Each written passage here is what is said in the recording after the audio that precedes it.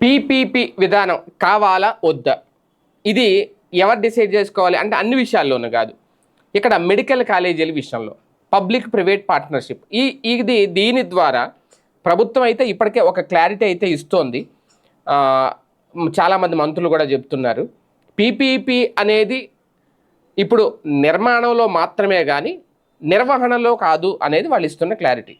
ఇక్కడ నిర్వహణ అనేది చాలా ఇంపార్టెంట్. ఫర్ ఎగ్జాంపుల్ మెడికల్ కాలేజీల విషయంలో ప్రభుత్వం నిర్వహిస్తుందా, ప్రైవేటు వ్యక్తులు నిర్వహిస్తారా, కార్పొరేట్ శక్తులకి దారాదత్తం చేస్తున్నారా అనేది కదా ప్రతిపక్షం రేజ్ చేస్తున్న పాయింట్.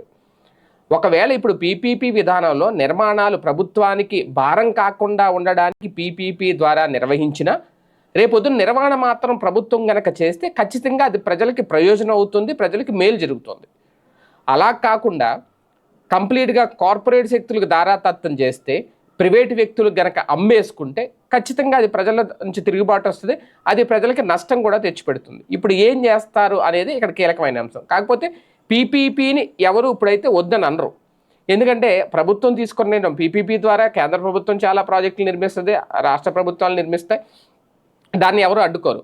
కాకపోతే ప్రతిపక్షాలు దాని మీద విమర్శలు చేస్తూ ఉంటాయి. కాకపోతే ప్రజలకి అందించే విద్యా వైద్యం ఈ రెండింటి విషయంలో మాత్రం నేరుగా ప్రభుత్వ నిర్వహణ ఉంటే వాళ్ళకి ప్రజలకి కలిసి వస్తుంది, నిరుపేదలకి.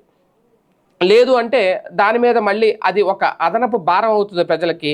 అందుకని నిర్మాణ విషయంలో భారం తగ్గించుకున్న నిర్వహణ విషయంలో గనక ప్రభుత్వం గనక భరిస్తే పూర్తిగా ప్రజలకు మేలు జరుగుతుందని. ఇక ఆ పీపీపీ విధానంలో నిర్మించబోయే మెడికల్ కాలేజీలు భవిష్యత్తులో ఎంతవరకు ప్రజలకు అందుబాటులోకి వస్తాయని వేచి చూడాల్సిన అంశం.